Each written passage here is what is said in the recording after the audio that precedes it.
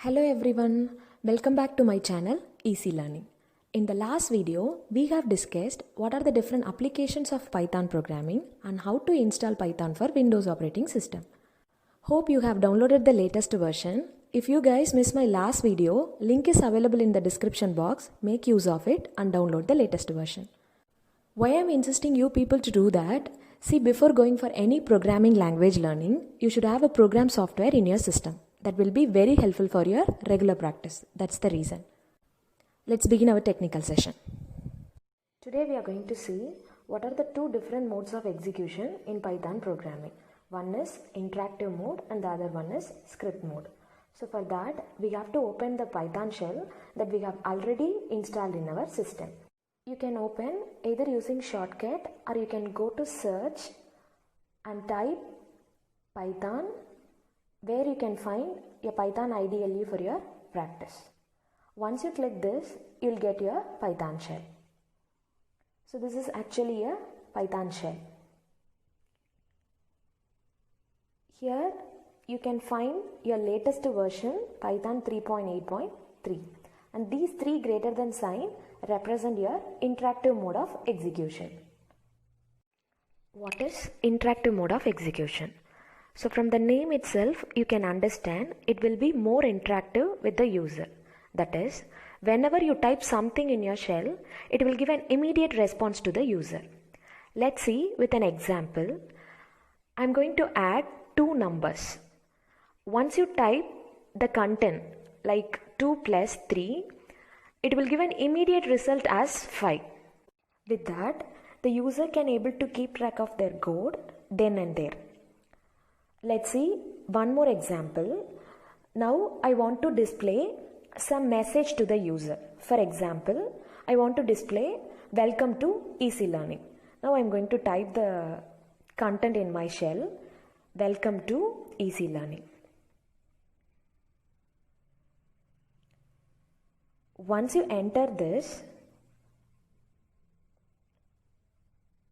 it will give an immediate response to the user.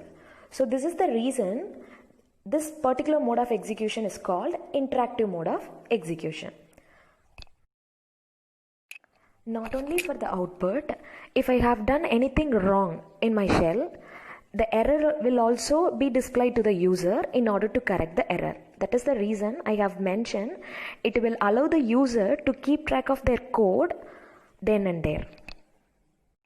Here you can find the error statement due to syntax thrown at the time of execution, so the user have to correct it. Next we are going to see what is script mode of execution. For that you have to open a new file. Either you can use Ctrl+N option or file new file option.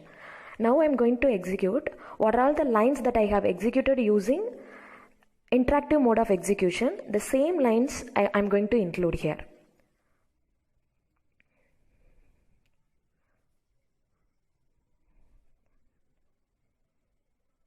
Once I have done, I have to run the program. So for that, I have to go to run module option. This is used to run the Python file. Before that, it will ask for saving your file. So for saving, you can choose any location. It is not mandatory to place your Python file where your actual Python software is. So I am using desktop location for saving my file, and I have to give the file name. For saving file, you have to use .py extension for script mode of execution. Then only the interpreter can able to identify the corresponding Python file. So after saving our file, we are all expecting for the output, but we'll see what will happen. We are getting some blank screen. I will explain why we are getting this blank screen. See, in script mode of execution, we have to use the proper syntax for getting the result. So what is the proper syntax I am mentioning here? For displaying any content to the user in script mode of execution, we have to use print function. So what is that print function? It is a predefined function in Python programming. It is used to display any content to the user. Otherwise, it will give some blank screen. It will not throw any error, but it will give some blank screen. So now we can get our result. So this is all about your script mode of execution. And when we can go for script mode and when we can go for interactive mode of execution. See, if we have very limited lines of code, or if you want to evaluate a single expression, at that situation you can go for interactive mode of execution.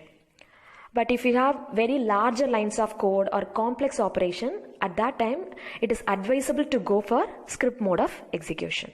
Hope this will be useful for you all and you can able to understand the concepts in an easy way. Thank you everyone.